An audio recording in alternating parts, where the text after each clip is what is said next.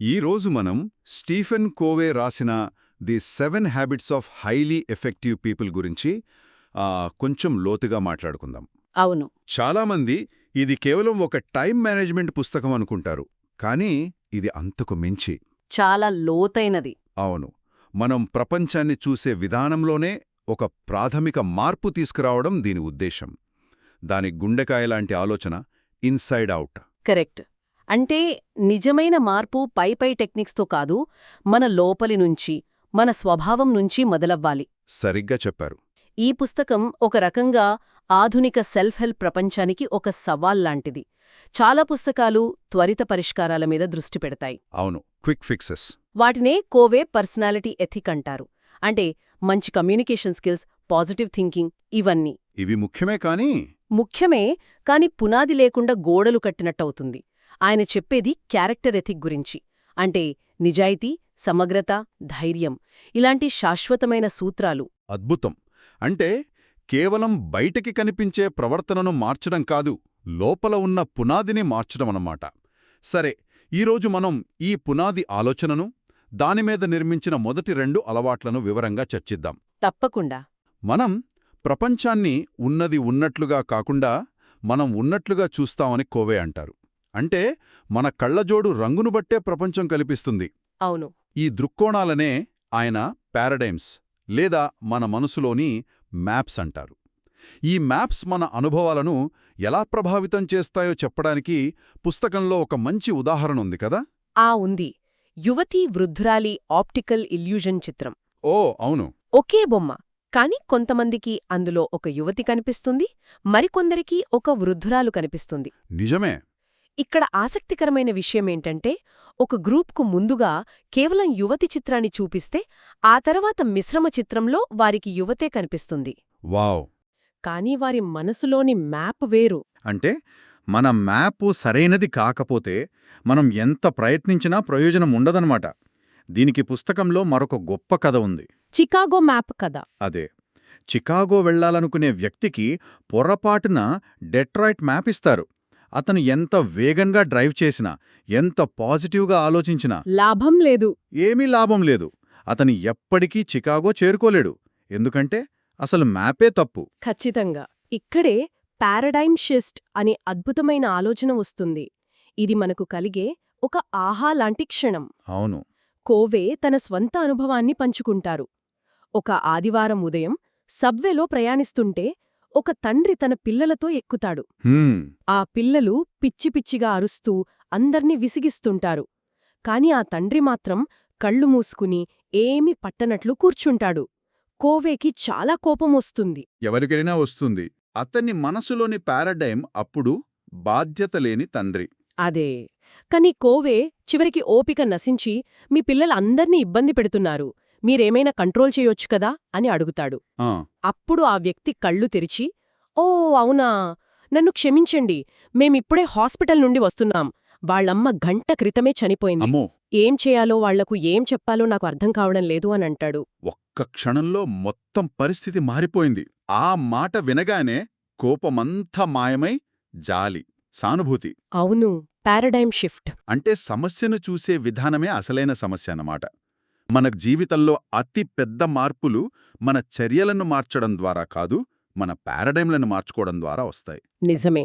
మన పారాడైములు కేవలం మ్యాపులు అయితే మరి అసలైన ప్రాంతమేంటి? అంటే నిజమైన వాస్తవికత దేనిమీద ఆధారపడి ఉంటుంది? దని కోవే అంటారు. అంటే న్యాయం, నిజాయితీ, సమగ్రత.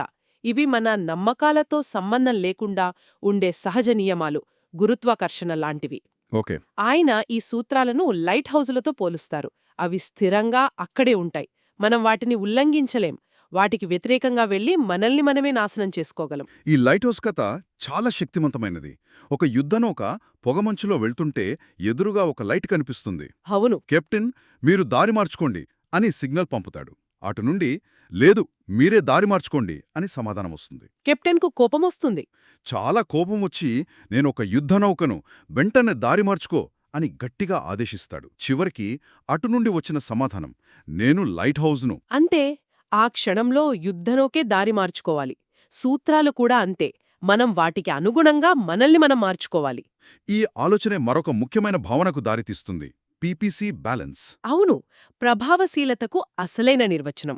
ఈ పీపీసీ బ్యాలెన్స్ కొంచెం టెక్నికల్గా అనిపించినా మనందరి జీవితాలకు చాలా అవసరం. బంగారు గుడ్లు పెట్టే బాతు కథతో దీన్ని చాలా సులభంగా అర్థం చేసుకోవచ్చు. ఆ కథ ఏంటి? ఒక రైతుకు రోజూ ఒక బంగారు గుడ్డు పెట్టే అద్భుతమైన బాతు ఉంటుంది. ఆ గుడ్లతో అతను ధనవంతుడవుతాడు. కాని అతనికి అత్యాశ పెరిగిపోతుంది. హ్మ్, రోజూ ఒక గుడ్డు కోసం ఎందుకెదురు చూడాలి, ఒకేసారి అన్ని గుడ్లు తీసేసుకుంటే పోలా అనుకుని బాతును కోసేస్తాడు. అయ్యో. కాని లోపలేమీ ఉండదు. దాంతో అతనికి బంగారు గుడ్లు రావడం శాశ్వతంగా ఆగిపోతుంది.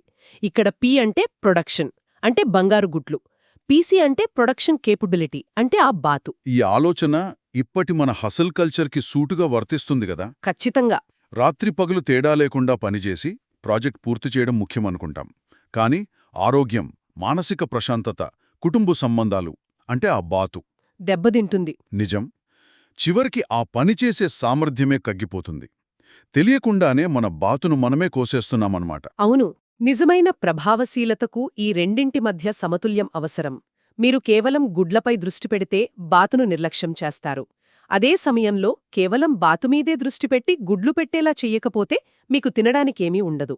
మనం మన పారాడైమ్లను మార్చుకోవాలి, సూత్రాల ప్రకారం జీవించాలి, పీపీసీ బ్యాలెన్స్ పాటించాలి. బావుంది. కానీ ఈ మార్పు ఎక్కడ మొదలవ్వాలి? బహుశా అందుకే కోవే మొదటి అలవాటుగా చొరవ చూపడం గురించి మాట్లాడతారేమో. అవును, బీ ప్రొయాక్టివ్.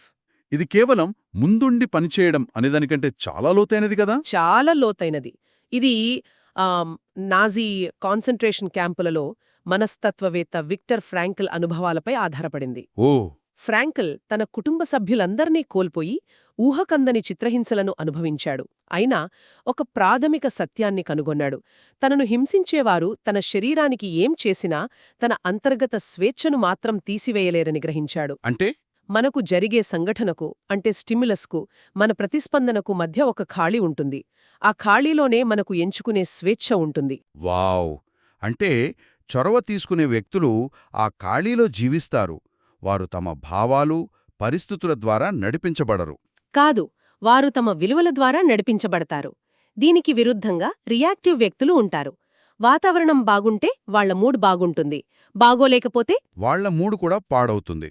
ఎవరైనా బాగా పలకరిస్తే సంతోషపడతారు, విమర్శిస్తే కుంగిపోతారు. అవును, వారి భాష కూడా భిన్నంగా ఉంటుంది. ప్రోయాక్టివ్ వ్యక్తులు నేనెంచుకుంటాను, నేను చేస్తాను అంటారు. రియాక్టివ్ వ్యక్తులు నేను చెయ్యాల్సిందే, అతను నాకు కోపం తెప్పించాడు అంటారు. బాధ్యతను బయటి వాటి మీదకు నెట్టేస్తారు. ఖచ్చితంగా. ఇక్కడే కోవే సర్కిల్ ఆఫ్ కన్సర్న్ మరియు సర్కిల్ ఆఫ్ ఇన్ఫ్లుయెన్స్ అనే రెండు అద్భుతమైన వృత్తాలను పరిచయం చేస్తారు. ఇది చాలా ఆసక్తికరమైన ఆలోచన. సర్కిల్ ఆఫ్ కన్సర్న్ అంటే మనం ఆందోళన చెందే అన్ని విషయాలు: దేశ ఆర్థిక పరిస్థితి, రాజకీయాలు, ఇతరులు మన గురించి ఏమనుకుంటున్నారు, రైట్, ఇలాంటివి. కరెక్ట్. కానీ సర్కిల్ ఆఫ్ ఇన్ఫ్లుయెన్స్ అంటే మనం నిజంగా మార్చగల విషయాలు, అంతే కదా. ఏంటంటే చొరవ చూపే వ్యక్తులు తమ శక్తిని, సమయాన్ని తమ సర్కిల్ ఆఫ్ ఇన్ఫ్లుయెన్స్ పై కేంద్రీకరిస్తారు. అంటే వాళ్ళు తమ ఆరోగ్యం, తమ నైపుణ్యాలు, తమ అలవాట్లు, వీటిపై దృష్టి పెడతారు. అవును, వారు నియంత్రించగల విషయాలపై పనిచేయడం ద్వారా వారి సర్కిల్ ఆఫ్ ఇన్ఫ్లుయెన్స్ క్రమంగా పెరుగుతుంది. దీనికి విరుద్ధంగా రియాక్టివ్ వ్యక్తులు సర్కిల్ ఆఫ్ కన్సర్న్ పై దృష్టి పెట్టి ఇతరులను, పరిస్థితులను నిందిస్తూ ఉంటారు. ఇది వారి శక్తిని వృధా చేస్తుంది. వాస్తవానికే వారి సర్కిల్ ఆఫ్ ఇన్ఫ్లుయెన్స్ను మరింత తగ్గిస్తుంది. మన నగరంలో ట్రాఫిక్ గురించి రోజూ ఫిర్యాదు చేయటం వల్ల ఏమీ మారదు. కానీ ఆఫీస్కు 10 నిమిషాలు ముందే బయలుదేరటం, అది మన చేతిలో ఉంది. అదే సర్కిల్ ఆఫ్ ఇన్ఫ్లుయెన్స్. సరే, మన జీవితానికి మనమే బాధ్యత తీసుకుని చొరవ చూపడం అలవాటు చేసుకున్నాం. మరి తర్వాతేంటి? మన ప్రయాణం ఎటువైపు? ఇది 2వ అలవాటుకు దారితీస్తుంది. అవును, 2వ అలవాటు అంతిమ లక్ష్యాన్ని దృష్టిలో ఉంచుకుని ప్రారంభించడం. Begin with the end in mind. అంటే అలవాటు 1 మీరే డ్రైవర్ అని చెబితే, అలవాటు 2 మీరు ఎక్కడికి వెళ్తున్నారో నిర్ణయించుకోండి అని చెబుతుంది. దీనిని అర్థం చేసుకోవడానికి కోవే ఒక శక్తివంతమైన ఆలోచనా ప్రయోగాన్ని సూచిస్తారు. అదే అంత్యక్రియల వ్యాయామం కదా. వినడానికి కొంచెం ఇబ్బందిగా ఉన్నా ఇది చాలా శక్తివంతమైనది. అవును, మీ సొంత అంత్యక్రియలకు మీరు హాజరవుతున్నట్లు ఊహించుకోండి. మీ కుటుంబ సభ్యులు, స్నేహితులు, సహోద్యోగులు మీ గురించి మాట్లాడతారు. హ్మ్. వారు మీ గురించి ఏం చెప్పాలని మీరు మనస్ఫూర్తిగా కోరుకుంటారు. మీరు ఎలాంటి భర్తగా, ఎలాంటి తండ్రిగా, ఎలాంటి స్నేహితుడిగా గుర్తుండిపోవాలనుకుంటున్నారు? ఈ ఒక్క ప్రశ్న మనల్ని రోజువారీ హడావిడి నుండి బయటకు లాగి మనకు నిజంగా ఏది ముఖ్యమో ఆలోచింపచేస్తుంది. ఖచ్చితంగా. ఇది మనం ఎక్కుతున్న విజయనిచ్చెన సరైన గోడకు ఆనించబడిందా లేదా అని నిర్ధారించుకోవడం లాంటిది. ఇక్కడే నాయకత్వానికి, నిర్వహణకు మధ్య ఉన్న తేడా స్పష్టమవుతుంది. అవును. Leadership versus management. నిర్వహణ అంటే నిచ్చెనను సమర్థవంతంగా ఎక్కడం, కానీ నాయకత్వం అంటే ఆ నిచ్చెన సరైన గోడకు ఆనించబడిందా నిర్ణయించడం. మనం తప్పుడు అడవిలో ఎంత వేగంగా ముందుకు వెళ్ళినా ప్రయోజనం లేదు. మొదట మనం సరైన అడవిలో ఉన్నామా అని చూసుకోవాలి. ఇక్కడే వ్యక్తిగత మిషన్ స్టేట్మెంట్ అనే ఆలోచన వస్తుంది. అంటే ఒక వ్యక్తిగత రాజ్యాంగం లాంటిది. అవును. మన జీవితానికి ఒక వ్యక్తిగత రాజ్యాంగం. మన ప్రధాన విలువలు మరియు సూత్రాలు ఏమిటో ఇది స్పష్టం చేస్తుంది. మనం ఒక వ్యక్తిగా ఏమవ్వాలనుకుంటున్నామో, ఏం చేయాలనుకుంటున్నామో ఇది నిర్వచిస్తుంది. వినడానికిది చాలా ఆదర్శంగా ఉంది. కాని మన జీవితంలో మన కుటుంబం, మన ఉద్యోగం, మన డబ్బే మన కేంద్రాలుగా ఉంటాయి. సూత్ర కేంద్రీకృతంగా ఉండడమంటే వాటిని పక్కన పెట్టడమేనా? మంచి ప్రశ్న. పక్కన పెట్టడం కాదు, వాటికి సరైన స్థానమివ్వడం. కోవే ఏమంటారంటే, మనం మన జీవితాన్ని భార్య, భర్త, డబ్బు, పనిమీద కేంద్రీకరిస్తే మన జీవితం అస్థిరంగా ఉంటుంది. ఎందుకంటే అవన్నీ మారవచ్చు. అవును. మీ జీవిత భాగస్వామి మూడ్ మారవచ్చు, డబ్బు పోవచ్చు, ఉద్యోగం మారవచ్చు, మీ భద్రత, మీ శక్తి ఇలాంటి అస్థిరమైన వాటిపై ఆధారపడితే మీరు కూడా ఉద్వేగభరితమైన రోలర్ కోస్టర్ రైడ్లో ఉంటారు. నిజమే. మన ఆనందం ఇతరుల చేతుల్లో పెట్టినట్టవుతుంది. అదే. కాని సూత్రాలు లైట్ హౌజుల లాంటివి. అవి స్థిరంగా, మారనివిగా ఉంటాయి. మీ జీవితాన్ని న్యాయం, నిజాయితీ, సేవ వంటి సూత్రాలపై కేంద్రీకరించడం వలన మీకొక దృఢమైన, కదలని ఆధారం ఏర్పడుతుంది. అయితే ఈరోజు మనం చర్చించుకునే ఈ విషయాల సారాంశం ఏమిటి? ప్రభావవంతంగా ఉండటానికి పునాది ఏదో కొత్త యాప్ డౌన్లోడ్ చేసుకోవడం కాదు. కాదు. ఇది లోతైన ఇన్సైడ్ అవుట్ మార్పు. ఇది మనం ప్రపంచాన్ని చూసే కళ్ళజోడును, మన పారాడైమ్లను అర్థం చేసుకోవడంతో మొదలవుతుంది. ఆ తర్వాత మన జీవితానికి మనమే బాధ్యత వహించడానికి ఎంచుకోవాలి.